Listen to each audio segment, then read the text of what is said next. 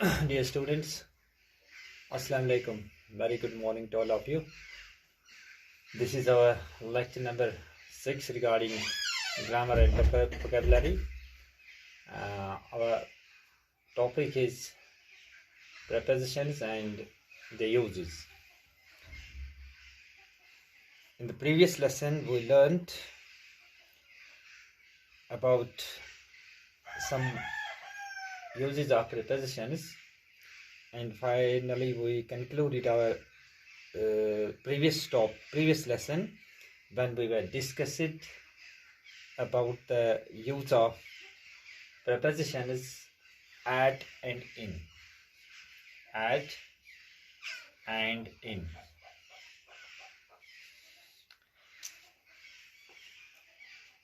At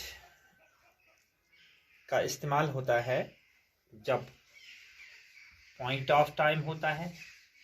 point of time, say for example 5 o'clock, 3 o'clock, 6 o'clock, and time का मतलब ये है कि कोई टाइम से रिलेटेड कोई ओकेजन हो. फॉर एग्जांपल कोई festival, say for example as at Eid, at Christmas, at Diwali. And next is at small town, small country, small city. For example, at Sopor, at Kofara, at Drogmula, something like that. और इन का है इन, ये है part of day या season या years. Part of day, इसी तरह से सीजन के मुतालिब जब होता है, ईयर के मुतालिब जब होता है, ईयर्स के मुतालिब जब होता है, मंथ्स के मुतालिब जब होता है, तो हम इनका इस्तेमाल करते हैं. For example in the morning in 1996. इसी तरह से प्लेस के बारे में है, प्लेस के बारे में है. फॉर एग्जाम्पल इसमें है बिग टाउन्स,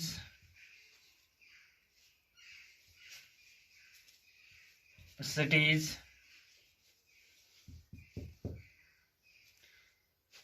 या लार्ज एरियाज, जो भी लार्ज एरियाज हैं, से फॉर एग्जाम्पल मेट्रोपॉलिटन्स हैं या कॉस्मोपॉलिटन्स हैं.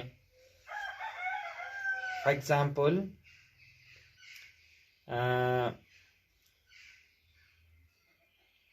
she stays at Greater Kailash in Delhi. She lives at Chandni Chowk in Delhi. Something like this. Yeah, she resides at Jawahar Nagar in Srinagar. ऐसा, यानी इसका मतलब ये है कि एट जो है, फिर से मैं बता दूं, पॉइंट ऑफ टाइम के लिए है, फेस्टिवल्स के लिए है, स्मॉलर पार्ट जो है, चाहे वो इन फेस्टिवल्स से मुतलिक हो या टाइम से मुतलिक हो. इसी तरह से इन जो एट जो है, ये प्लेसेस के लिए भी इस्तेमाल होता है. अगर स्मॉलर टाउन्स होंगे, कंट्री साइड होगी, स्मॉलर एरिया, सिटी का कोई स्मॉलर एरिया हो, तो ऐसा है. इसी तरह से जो इन है, ये पार्ट ऑफ द डे या पार्ट ऑफ द ईयर या सीजन के बारे में हो, मंथ्स के बारे में हो। फॉर एग्जांपल जैसे हम कहते हैं in the morning, in the evening, in 1996, जैसे मैंने बता दिया पहले।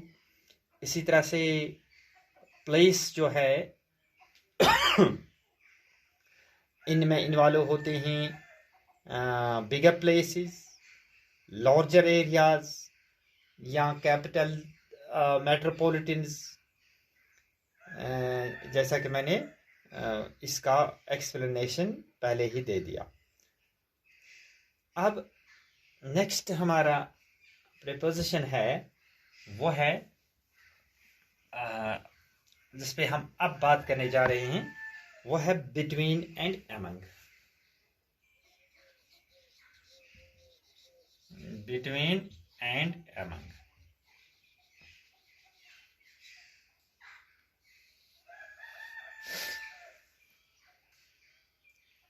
बिटवीन क्या होता है? पहले बिटवीन के बारे में बात करेंगे। बिटवीन होता है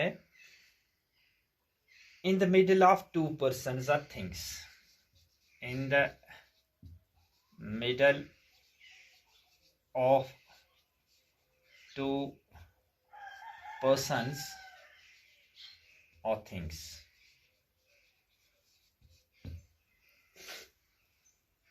जब दो इंसानों के बारे में, दो चीज़ों के बारे में, दो पर्सन्स के बारे में, दो आइडियाज़ के बारे में बात होती है, तब हम बीच में इसके लगाते हैं बिटवीन। और अमंग जो है इसी तरह से है। अमंग ये है use it more then,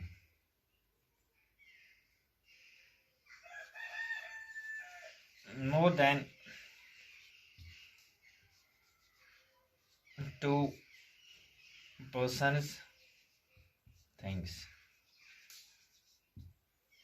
more than two persons things.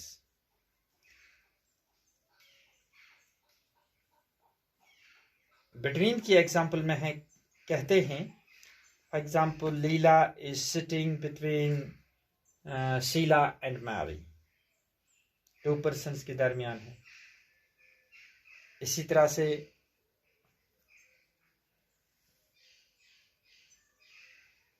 a cricket star is standing among the crowd. More than two persons है। फॉर एग्जाम्पल तीसरी हम बता सकते हैं, My house is located between the school and a community center. My house is located between the school and the community center.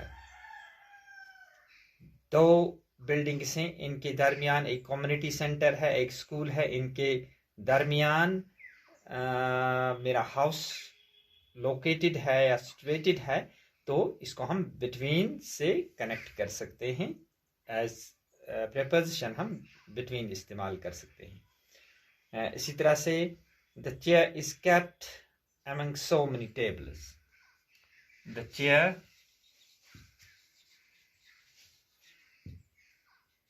is kept among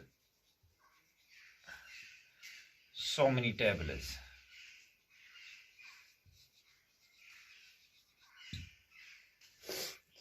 एक कुर्सी जो है वाक़ा है टेबल्स के दरमियान, लेकिन टेबल्स की तादाद जो है एक दो से ज़्यादा है, बहुत सारे टेबल्स हैं, इसलिए हमने प्रीपोजिशन अमंग इस्तेमाल कर दिया।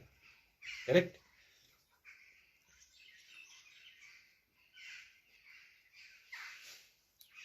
अब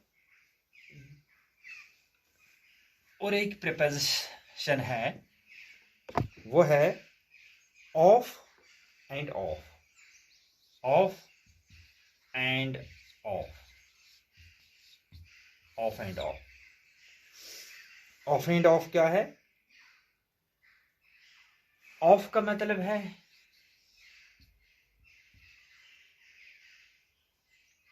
no separation.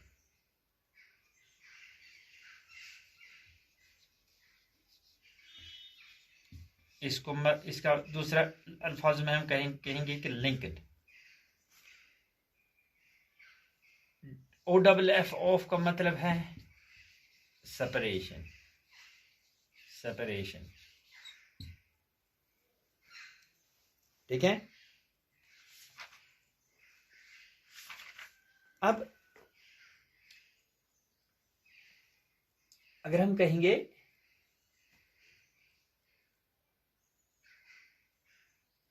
the locker is made of wood, the chair is made of wood, the ornament is made of silver। इसका मतलब है यानी लिंक है किसी चीज के मैन्युफैक्चर में और उसका इसमें जो स्टफ इस्तेमाल होता है। जब ये मसला होता है तो हम प्रीपोजिशन ऑफ इस्तेमाल करेंगे। दूसरे अल्फाज में ये कहेंगे यू कांट, अगर हमने इस्तेमाल कर दिया for example the chair is made of would,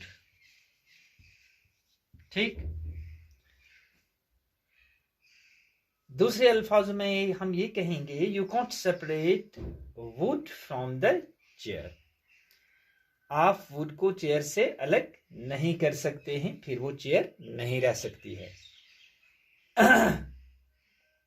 इसी तरह से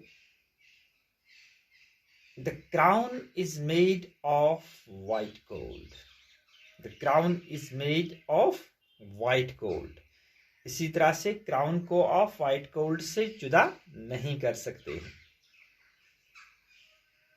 अब ऑफ सेपरेशन की बात है। Of, he jumped off the horse, he jumped off the horse,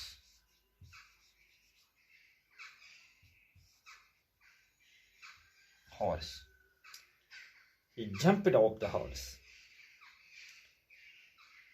यानी he got separated from the horse, अपने आप को उसने डिमिक कर दिया हार्स से।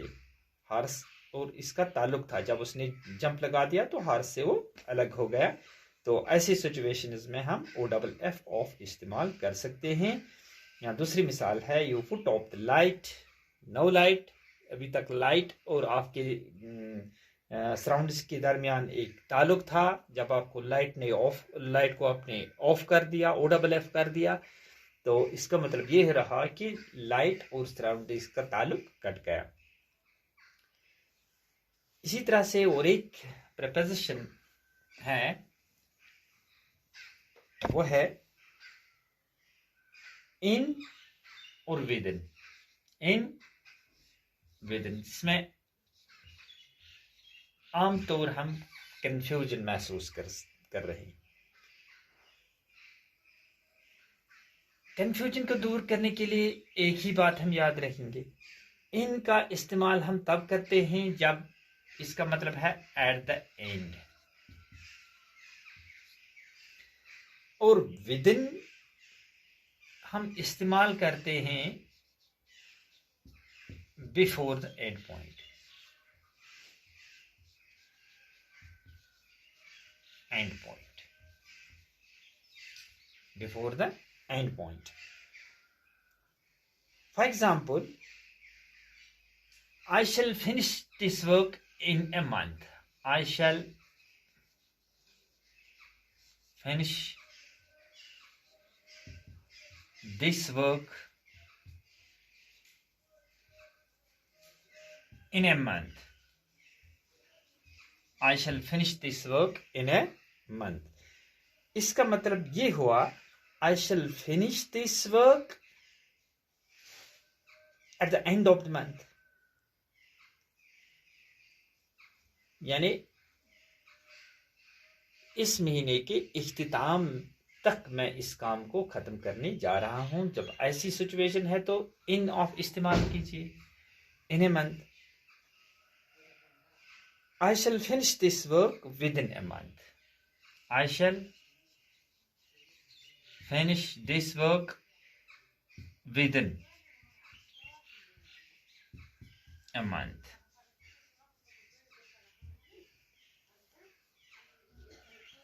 Within a month means I shall finish this work before the end of the month.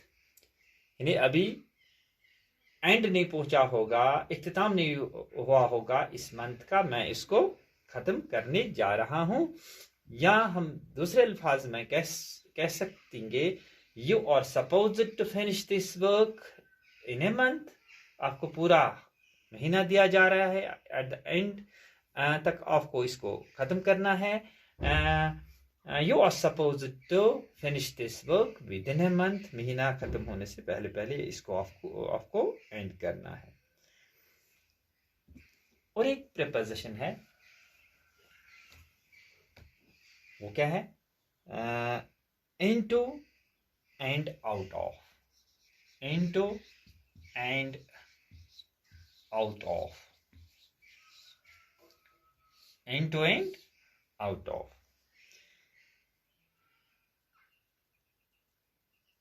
Into and out of जो हैं ये these are opposite prepositions. OPPOSIT।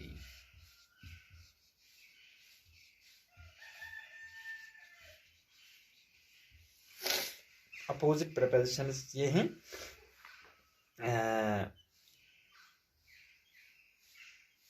Into का मतलब है इनसाइड, लेकिन विथ मोशन, ये हमने पहले भी पढ़ा, इनसाइड विद मोशन। और आउट ऑफ का मतलब है आउटसाइड विथ मोशन। दोनों में हरकत इन्वॉल्व है। एक की हरकत इन्वॉल्व है, एक की मूवमेंट इन्वॉल्व है इनसाइड, और दूसरी की मूवमेंट इन्वॉल्व है outside. He jumped into the well to save. He jumped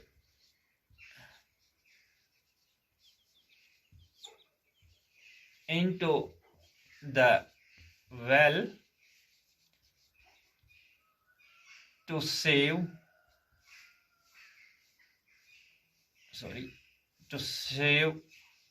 him.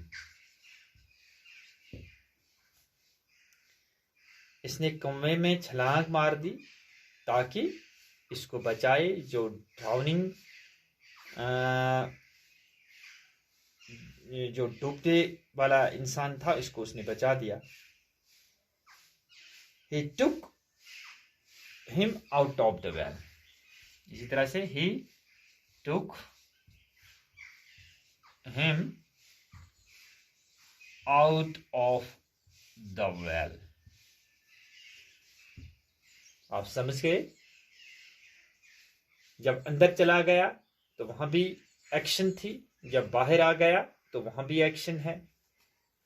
इसका मतलब है कि इनटू जो है अंदर वाली एक्शन से ताल्लुक रखता है, आउट ऑफ जो है बाहर वाली एक्शन से ताल्लुक रखता है।